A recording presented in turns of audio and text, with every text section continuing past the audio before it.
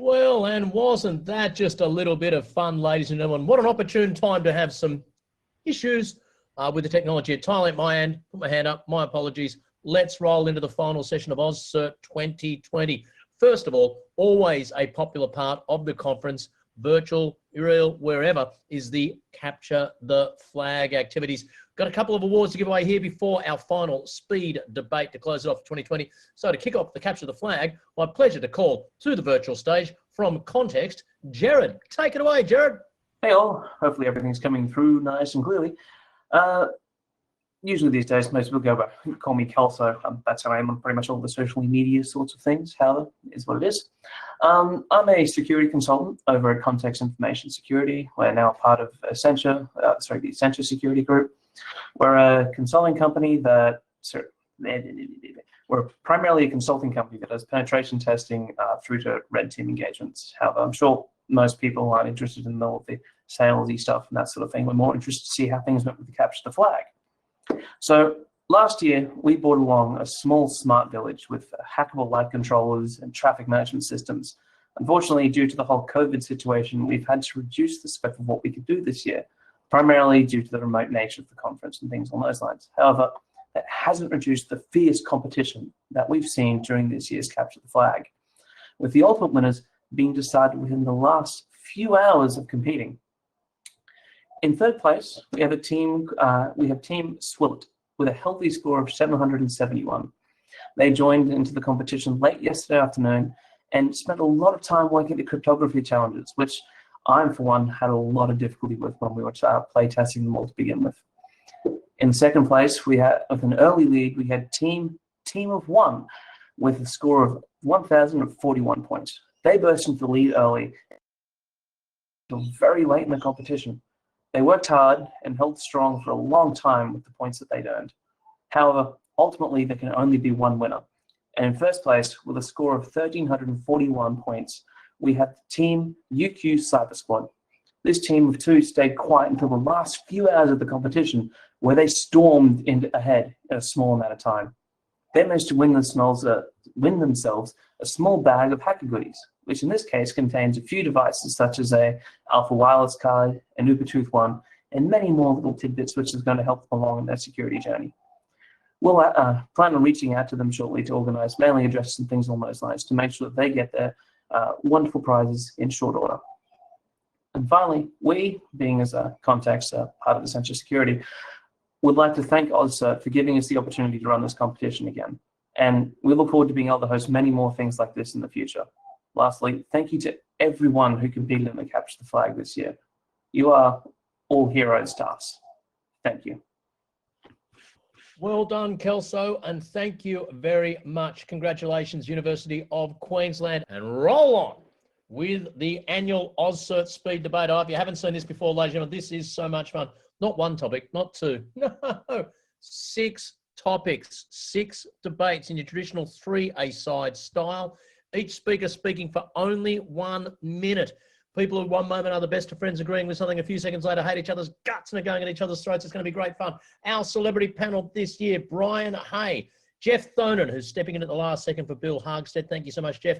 Mandy Turner, Colby Price, Stilgarian, Eric Pinkerton, Mike Holm, David Jorm, and Phil Koenig are about to rip into it. You can vote. We will post the topic in the Q&A section. You can upvote affirmative or negative for that topic. Strictly, as in with asking a Q&A during a session, you can vote very early in the debate if you want. You can, in fact, then, if you voted affirmative early on, change your mind and give a vote to negative. You can only vote once for any proposition, however, so therefore the most you can do is change your mind and cancel it. Just wait till near the end, okay? They'll be relayed back to me via the miracle of technology, and if not, I'll just say who I thought won. Regardless, our first topic, that CVSS or CVSS should go to a rank higher than 10. I have been saying this for so long, not to influence you. Okay, Colby, Mandy, and Still will be the affirmative. Eric, David, and Phil will take the negative. Colby, if you are ready, my hairy friend, take it away that CVSS should go to a rank higher than 10. Yeah, it definitely should go higher than 10. If you've kind of been around the same place that I've been, which is the planet Earth. Pretty much everything has been rocking a 10 these past few months. And it's just kind of like my nephew, whenever he sees something, it's the coolest thing ever. And in the same way that every time there's vulnerability, it's always the most vulnerable thing ever. I think we need to bump it up higher. 11 would be cool. You could go all the way to 100, but genuine reaction of whenever I see a 10 is, oh. But, you know, if it went to 11, maybe you'd get a little bit of these. So I can't see a timer, but yeah, higher than 10. Thank you so much, Colby. That range of facial emotion. Ooh, an absolute tour de force. Try and rebut that. Over to you, Eric Pinkerton. Hey, so 11. I've just realized, Colby, where I recognize you from. You were the bass player in Spinal Tap. That's why it's got to go to 11, right? It's one louder.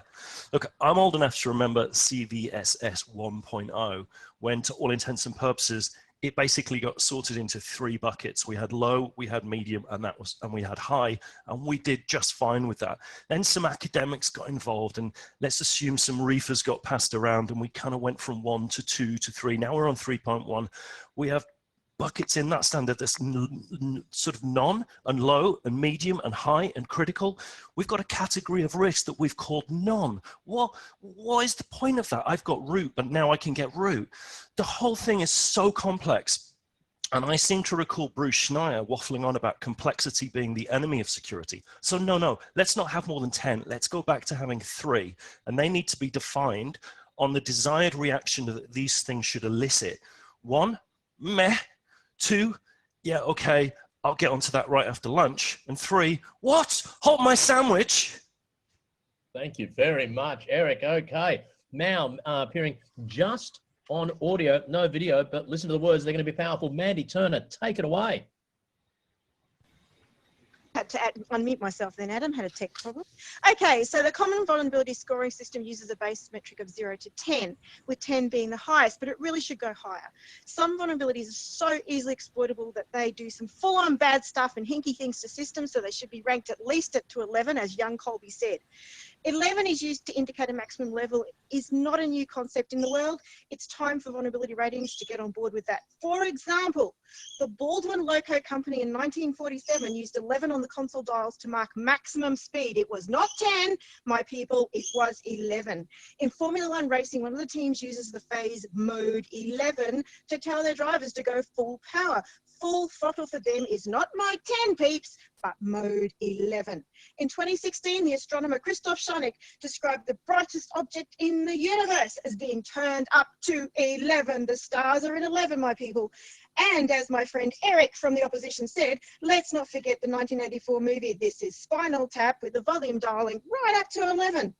And not to mention my favorite guitars ever, Les Paul designed Gibsons that have a switch going up to 11 to denote maximum. Let's learn from the past. 10 is not the maximum, peeps. The maximum rating has to be 11. So the vulnerability system, their rating scheme should go higher than 10. Okay, thank you very much, Mandy. That sounded dangerously close to research from mine. That's your first warning. Okay, over to you on the negative. David Jorm, take it away, David. Yeah, so the problem with this reason about 11 is, why do we even have a base 10 system in the first place? Why do we use decimals, the basis of our numeric systems? And that's ubiquitous across humanity and cultures. It's because we have 10 of these, 10 digits, 10 fingers. And the idea that we have more than that is somewhat concerning to me. If everything's going to 11, people might want to sign up to Ancestry.com and see if there's something weird going on in the family tree. Whoa, thank you very much, David. A few ancient Babylonians might disagree with you, but I loved it. Okay, to bring it home for the affirmative. Stilgarian, what have you got for us, my friend? Well, Adam, of course, CVSS ranking should go to numbers higher than 10. It's obvious. My learned colleagues have already presented ample reasons for it, but let me add one more: patriotism. COVID-19 has caused massive unemployment all over the world. Here in Australia, the effective unemployment rate is now 47%, and youth unemployment is now at an all-time high of 128%. This cannot be allowed to continue.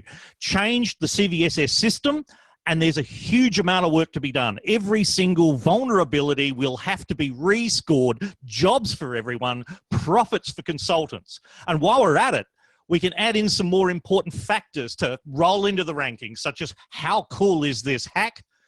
Is there a logo? And most importantly, how many cybers has it got? Upscale a CVSS system, my friends. Do it for our young people. Do it for Australia. Thank you very much, Still. I was hoping someone would say do it for Australia, and we got there. And yes, as the father of 2 young kids, the thought of 126% youth unemployment does scare me. To wrap this up for the negative, take it away, Phil Koenig. Thanks, Adam. Look, the affirmative have been using reason and logic and thoughts like the typical bloody academics they are. That they want to come up with an idea that's theoretically proper, that's going to work effectively. But here's what I'm going to tell you. None of you bastards are going to patch anyway. I don't care whether the CVS score is 3 or 6 or 9 or 10 or 11. You're still not going to patch. So you might as well just ignore the whole damn system. Thank you very much, Phil. Short and sweet. That's it, ladies and gentlemen. Go to your Q&A box now and upvote either affirmative or negative. You've got 30 seconds to jump in there, and we'll give you the result of this first debate.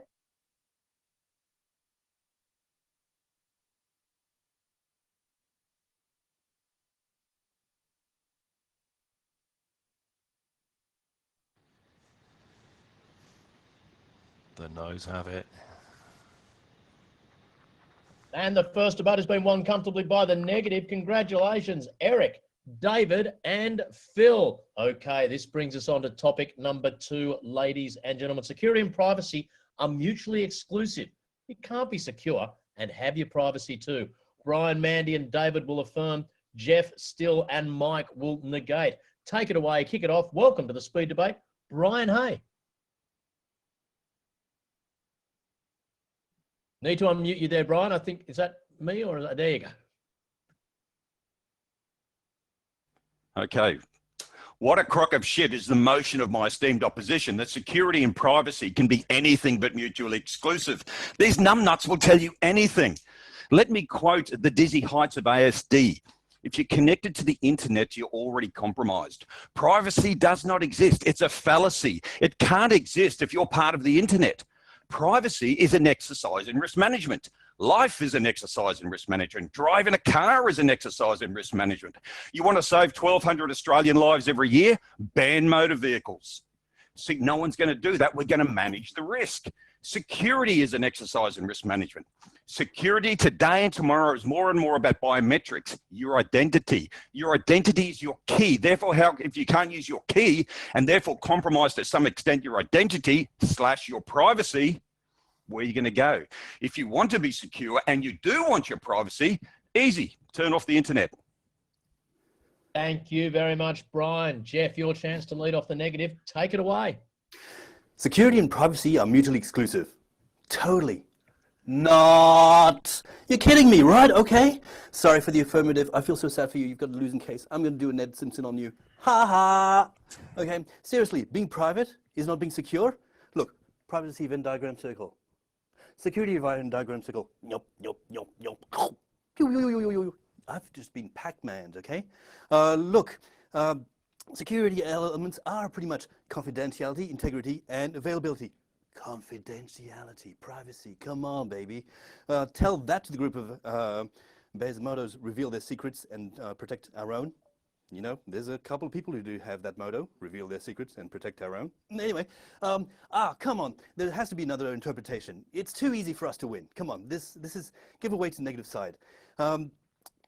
Chair, entity, whoever you are, can we give the brownie points to affirmative? No, okay, no problems. We'll try to figure out. Look, God, perhaps there's something in there. If people are being private, then society is less secure. Ha ha. Chair, entity, I'll take those brownie points back from affirmative.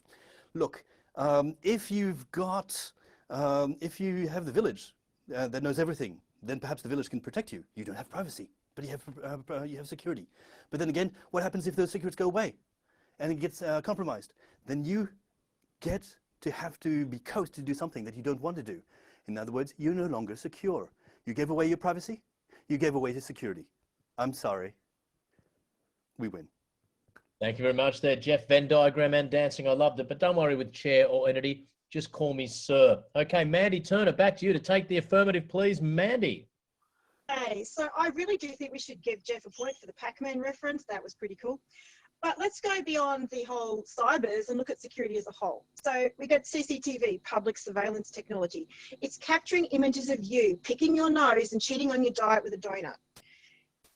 It's privacy invading technology that in 2013 led to Boston Marathon bombing suspects being identified. So people were more secure in the end because of privacy being invaded. The CCTV does invade your privacy, but gives you more security. CCTV is a security mechanism and part of crime prevention through environmental design.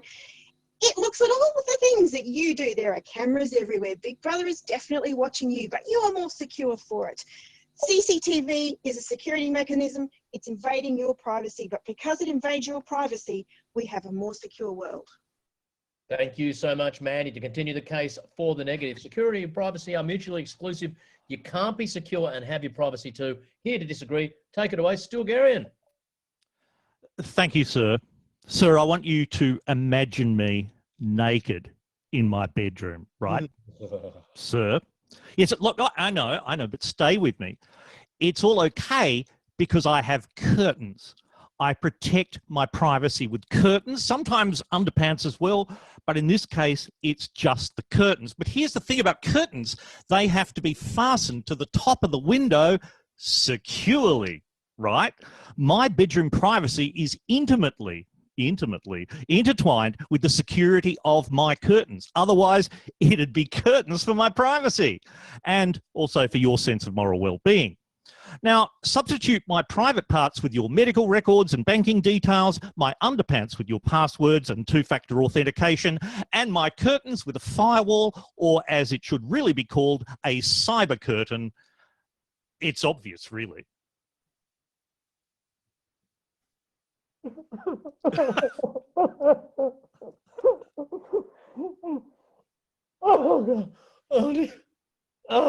I'm sorry, David, for the affirmative, please, David, back to you. So the problem with privacy and security going hand in hand is that if you want to implement security in a way that's private, you have to do it yourself.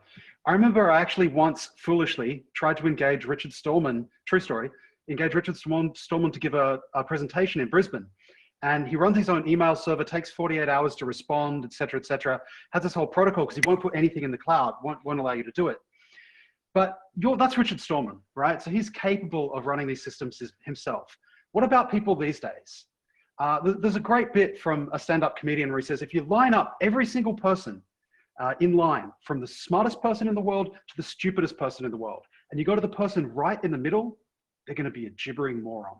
Can that person implement security themselves? No, they have to delegate it to greater minds, to smarter people, to Google, to Amazon, to Big Brother. They can think for you. Don't try and think for yourself. Thank you so much, David. We are back on track. Mike's going to bring it home for the negative. Over to you, Mike. Home. Mute. Let's do the unmute thing. Thank you very much, Adam. So young Rudiger knows that he shouldn't use his real birth date when he signs up for the rewards program at the coffee shop near his office. He knows that he must only enable his webcam when he needs it for that important Zoom meeting. And in his home office, he's put up a screen in front of the bookcase so that all his clients can't see his collection of Doctor Who books that might give away too much personal info about his hobbies. Rudiger is a good citizen. He follows the advice from our fabulous eSafety Commissioner. He has completed all of his online cybersecurity training modules in his workplace, and he said, no thanks, Bob. I won't use your answer cheat sheet to go straight to the security assessment. I'll review the whole course content. He's secure and he's private too. Thank you so much, Mike. The debate is done and dusted. Go to the Q&A section now and vote. And while you're voting, can I just quickly clarify? I had a question someone asked me very directly. That white towel I was using after Stig's reference to nudity was purely to wipe away tears, ladies and gentlemen. Tears. You've got 15 seconds to get your votes in. I don't want to know. I do.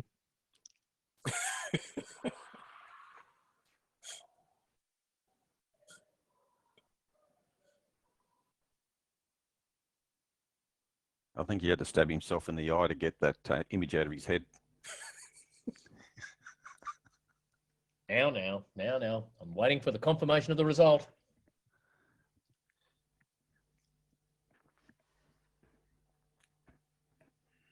Slide. See, that'd work a whole lot better if there was a separate Q&A item for each question, wouldn't it? And you wouldn't have to do sums in your head, Adam. I can't even see it, unfortunately, due to the technical issues I was having. It's 120 beautiful. for negative, 37 for affirmative. Oh, But that includes the other question, doesn't it? 123 negative, 38 affirmative. Yeah, but it includes the first question. I'm being told the negative has won convincingly. I might pad for a couple of seconds if someone wants to remove affirmative and negative from the Q&A section and then put it back in again to make sure we don't accidentally double up on the count. But I'm calling this negative. That's the way we roll here in the speed debate. Congratulations, Jeff and Still and Mike taking the points in that one. Our third topic, ladies and gentlemen, this question has been encrypted. Please pay 0.05 Bitcoins to this address. I love it. It is very meta. This question has been encrypted. Please pay 0.05 Bitcoins to this address. Colby, Jeff, and Eric against Phil, Mandy, and Still. Take it away, Colby. It's not meta. I'm the sysadmin. I'm supposed to have backups of these things, but I was too cheap. Oh God, Stockdale's giving me the stink eye. I'll just pretend it's fine. Let's just go with the CVSS one again. I think it should be, actually, no, yeah, let's just pay it. Everyone, 0.5 of a Bitcoin. That's either like a coffee or a Lamborghini.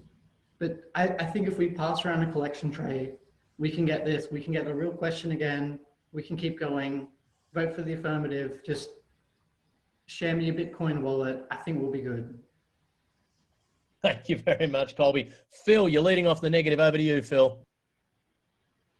Madness. The fact that we're in this place is entirely Colby's fault. Let's face it, it's the sysadmin's fault. It's brought on your own head. You start paying 0.05 Bitcoin. I checked, that's $745. Okay, that's today. Wait, 10 seconds later, 740. 10 seconds later, 700. Who knows what this amount of money is? It doesn't matter. What you're doing is you're taking your own incompetence and you're paying child pornographers. You're paying the fucking terrorists. Every time you do this, a fairy dies and some sicko does a bad thing on the internet. That's all Bitcoin's for. It's all Bitcoin's ever been for. And if you want to make a little kitty cry, didn't you listen to the e-safety commission? If you're making little kitties cry because you can't do backups, you are a bad human. Okay, you clearly feel very strongly about that. Thank you very much, Phil. Jeff, your chance to take up the affirmative cudgel, please. Sure. Pay. Have you not been listening to what I've said? You know, slides, phishing, nastier, by any other name. Let's really recap it, at least in a way that you will win this speed debate. Anyway, heads up, if you don't pay, the data runs out. Your details go all over the place. Can I do another Ned? Ha ha. Look. Think about what happens. Well, the vultures will hound around the data, picking up the pieces and see, well, one, if they can fish you with it. Hey, more guests in your hosts. If they can further extort you from more Bitcoins, did you not make it stop? Okay. If they can do any more damage to the people that you know, any of the 1 and 2, okay, whether to extort other people that just like you, then that data gets sold on the internet and traded and mashed into collections. And if you are high enough on the social status, then you can be included into databases in which the papers are published and where the rich can say, oh, okay, on which database are you on? Because, you know, I'm so high up on the socials and media, I'm everywhere. Okay. 1 minute. Hey. Sorry, 1 minute? Okay, pay, and get on with your life. Thank you very much, Jeff. He comes with his own sound effects. I love it. Mandy, you're on the negative this time. Over to you, Mandy Turner. Thanks for reminding me. I had a bit of problem there. I thought it was affirmative. Okay, no, sorry. We won't give in to extortionists. We will not negotiate with criminals. And I want to know why they're asking for Bitcoin. Monero is harder to trace. We are not going to pay the ransom. If we pay, we'll identify ourselves as people that pay. We are not people that pay. And we don't want the question unlocked anyway, because it will probably be really hard. And it's even worse if it's a really hard question, like go back to that thing about CVSS stuff. Don't want that. So no, I'm not unlocking it anyway. And if we did pay that Bitcoin, the criminals will take our money and fly off to the soon-to-be Republic of Barbados post-COVID holidays, and we'll never have our question decrypted. There's also no guarantee that the encryption algorithm will work properly and the question will never be recovered properly. And if it is, it won't make sense to us. So if no one ever pays that ransom, we'll all be better off. Thank you very much, Mandy. To close the debate for the affirmative, Eric Pinkerton, take it away, Eric. Okay, right, hang on. 0.05 Bitcoin is $746 now. It's 2020. Let's face it. What else are you going to spend that money on? How much artisanal gin-flavored hand sanitizer and novelty hoodies can you get for $723? Let me tell you something. Those Russian criminals need that money because in the evenings they go out to nightclubs and give that money straight to the Russian ladies who work in those nightclubs. And those ladies have literally nothing to wear. And do you know how cold it gets in that part of the world? Tell me this. Have you got a backup of that question? That doesn't matter because if you don't pay $704 within the next 2 days, it's going to get leaked on the dark web soon anyway, and everyone will see the question. So vote affirmative and pay up, you tight asses. It's 2020. People are paying $10,000 on eBay for rare furry Ushis, for God's sake. It's only $686 if you pay in the next 20 seconds. What a decent humanitarian you are, just caring about cold Russian women. Thank you so much, Eric. An emotional tour de force. Still, wrap it up for us. Thank you, sir. The question I have for you, ladies and gentlemen, is exactly how much of a C word do you want to be? And by C word, of course, I mean criminal.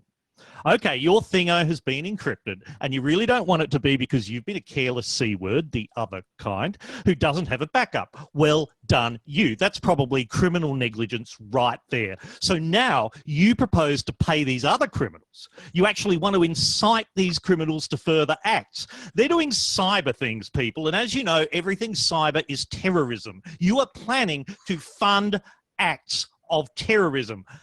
Even worse, though, you plan to pay them in Bitcoin? Really?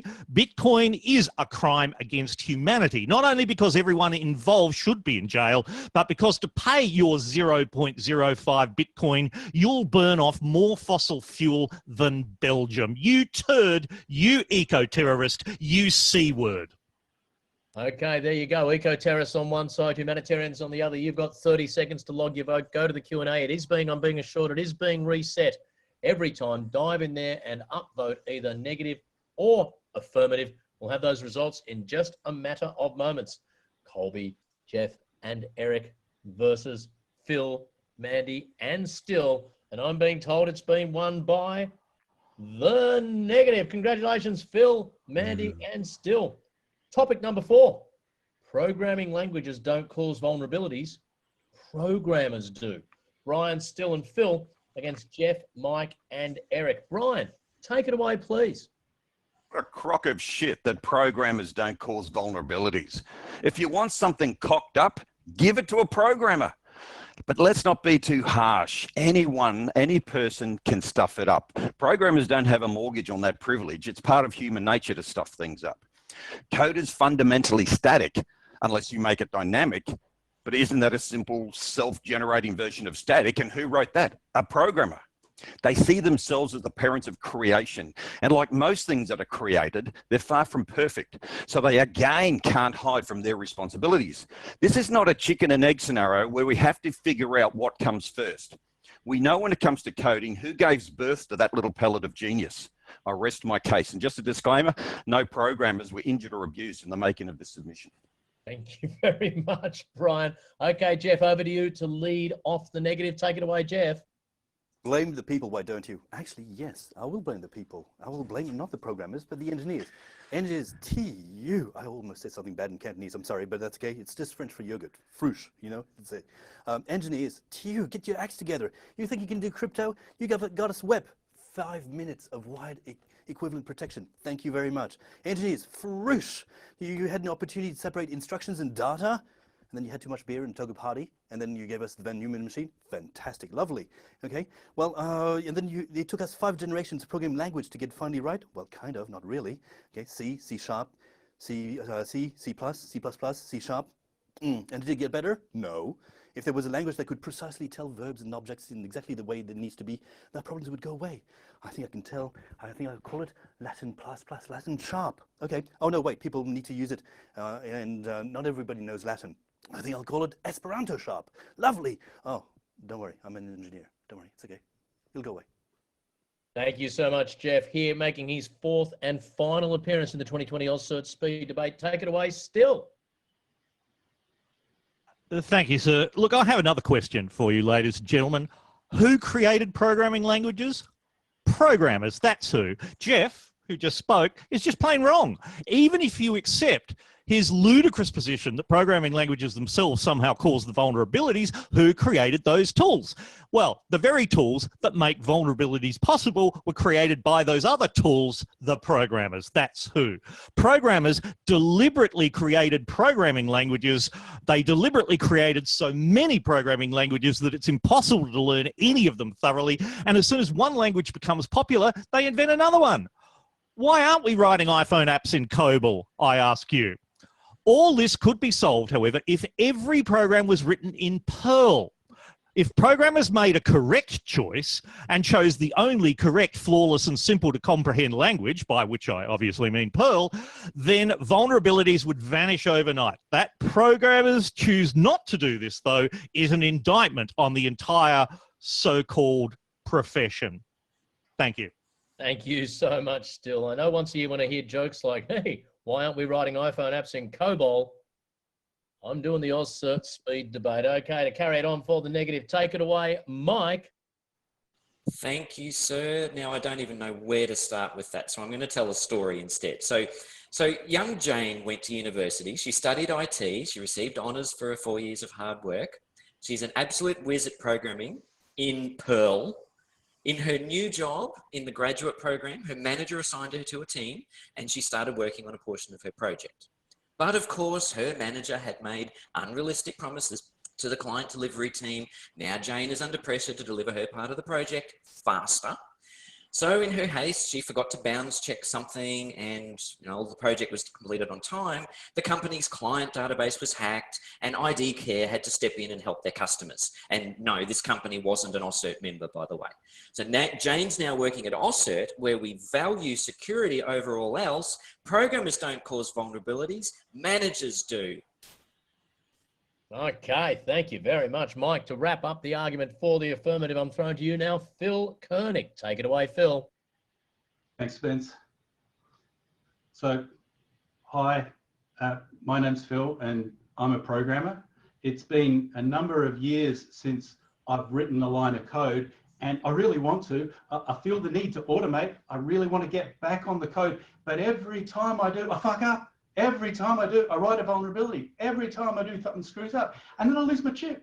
I've got my 8-year chip of not writing any code, and I haven't screwed up. But if I do, I will. And as we know here at Programmers Anonymous, we don't blame the booze, the code. We blame ourselves. We take responsibility. It's the programmers. It's not the code. Stay strong, brother. Stay strong, Phil. Remember, you're only one keystroke away from falling back in. Eric, close it out for the negative, please. Okay, so programmers are people. And those of you that know me will know that my entire philosophy for cybersecurity can be distilled into 3 simple concepts. Cybersecurity is not about the CIA triad or people, process, technology, and all of that guff. Cybersecurity comes down to 3 things. People are shit. You laugh, but consider this. There are 3 types of shitty people. People who are evil, people who are lazy, and people who make mistakes. And if you draw a Venn diagram of those 3 personality types, computer programmers fit nicely in the intersection of all 3. And if you've ever done any coding yourself, and I work in InfoSec, so I'm going to judge you if you haven't, when you hit the compile button for the first time, you realize that programmers who write the programming languages are the most evil, lazy, inept, shitty people there are. So by voting affirmative, you're absolving those sandal-wearing, beardy bastards of their heinous crimes. Now, the more astute ones amongst you and the people on my panel will have realized that by now I may have mistakenly just argued against my own team's assigned position, but what you haven't factored in is that I was too lazy to fix it and too evil to care, so I rest my case. So vote negative anyway, because computers do what you damn well tell them to do, not what you bloody want them to do. Okay, thank you very much. Erico, I think, wants us to vote for, I'm not sure, but it's over to you now. Go to the Q&A box, vote for but if you agreed with Eric, I don't know. Over to you.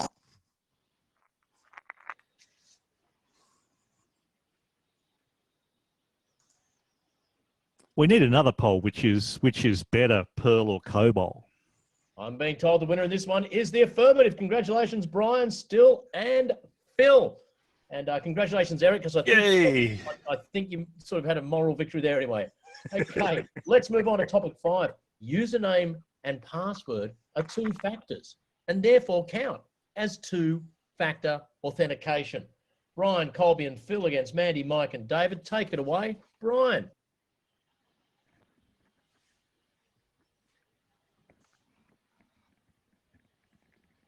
All the time I've been saying, what a crock of shit, and you think I was saying what a crock of shit. In actual fact, I was saying what a crock of shit. Can you people not count? 1 + 1 = 2. Why is it security people have this never-ending desire to make simple things more complicated? There is a reason we've migrated to multi-factor authentication, because it needs to be more than username plus password, more than 2-factor authentication. Is a username an authentication? Yes, they call it an identity. The username has to be checked and validated by the system in order to be allowed access. Is that not a process of authentication?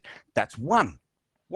The password too has to be validated in conjunction with the username. It authenticates. That's 2. Now we have 2 factors of authentication. I reiterate, 1 + 1 = 2.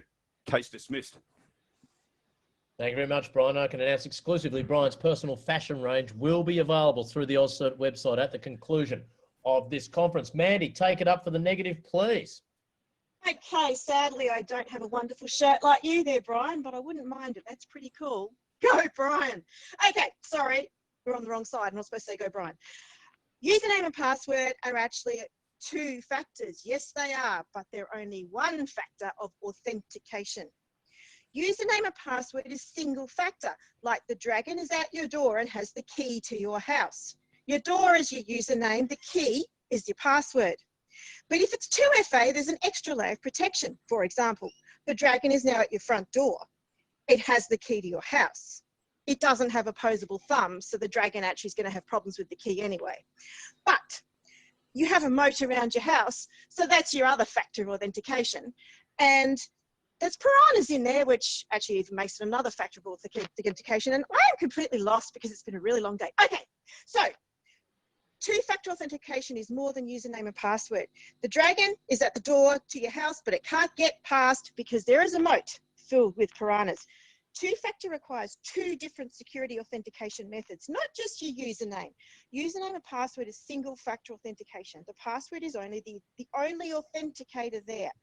2-factor authentication is the piranha-filled moat, plus the key to the house and opposable thumbs being able to use it. So although username and password are 2 things, they are not 2 security factors because there are no piranhas. Thank you very much, Mandy. Evolutionary biology meets Game of Thrones. Okay, Colby, take it up for the affirmative, please, my friend. Over to you. That metaphor is, as my good friend Brian would say, a crock of shit, because there isn't just one door. You're in a hallway of tens of millions of doors. He's not even going to find your door. No one even knows what my password is. It's not my email address. Don't worry about it.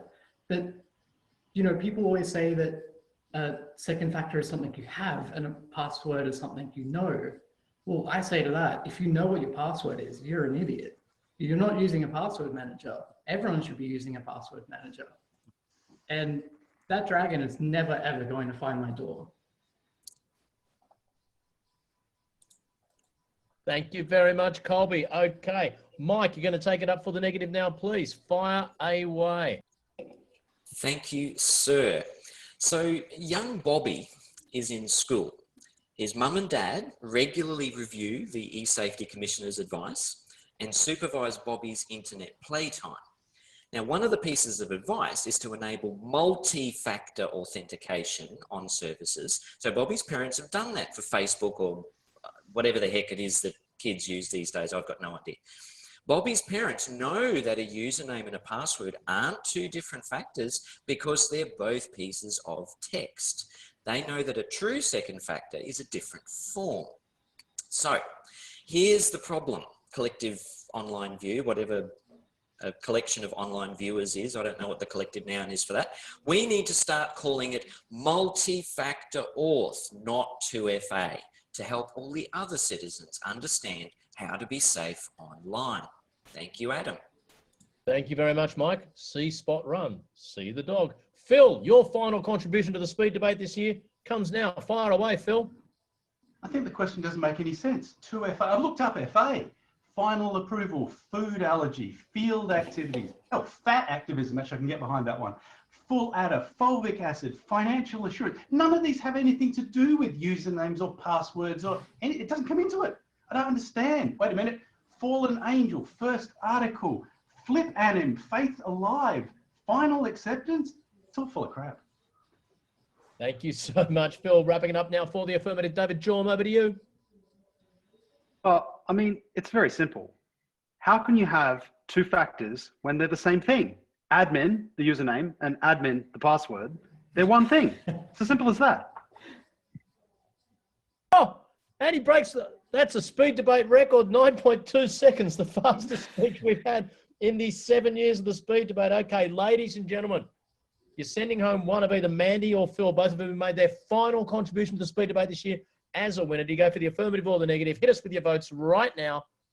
Brian, Colby and Phil versus Mandy, Mike and David. And I'm being told the negative in your final debate for the day. Congratulations, Mandy and Mike and David. This brings us to the final debate of the day, ladies and gentlemen.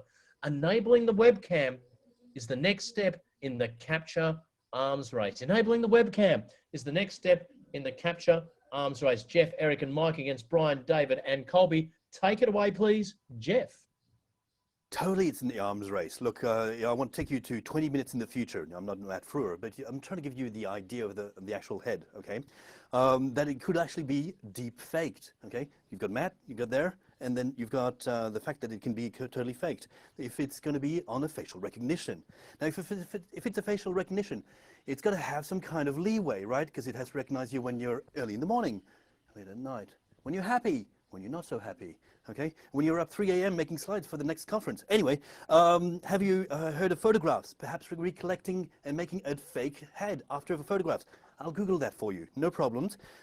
Gesture recognition, perhaps, doesn't matter. As long as you've got the head, it's okay. Think of what, and isn't it possible to get pictures from your webcam? Think about it. Can supervillains actually do that? I'll give you, you don't have to Google that for you. I'll tell you. Metropolis session 1. I, interactive, webcam, list, webcam, snap, record, mic, run, webcam, tag P, www. It ain't gonna stop. It's just an arm race.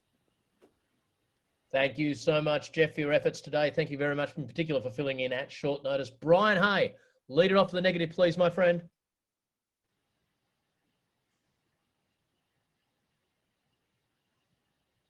Unmute, Brian. Unmute. What a crock of shit. Webcams are like American politicians, very simple tools. We need something more complex. Capture lets real people in and keeps bots out, just like a wall. Forget old firewalls, forget next generation firewalls. I'm producing the Super Trump wall. It will be so big that Rocket Man in North Korea won't be able to fly over it. My firewall will kill all viruses. You just inject disinfectant directly into the Ethernet cable. That's the blue one at the back, right? Yeah. And all viruses are killed instantly.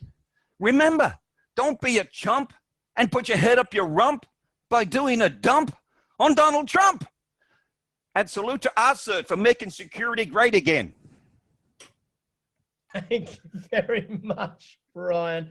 Oh, dear, Eric. Best of luck following that, my friend. Over to you, Eric, for the affirmative.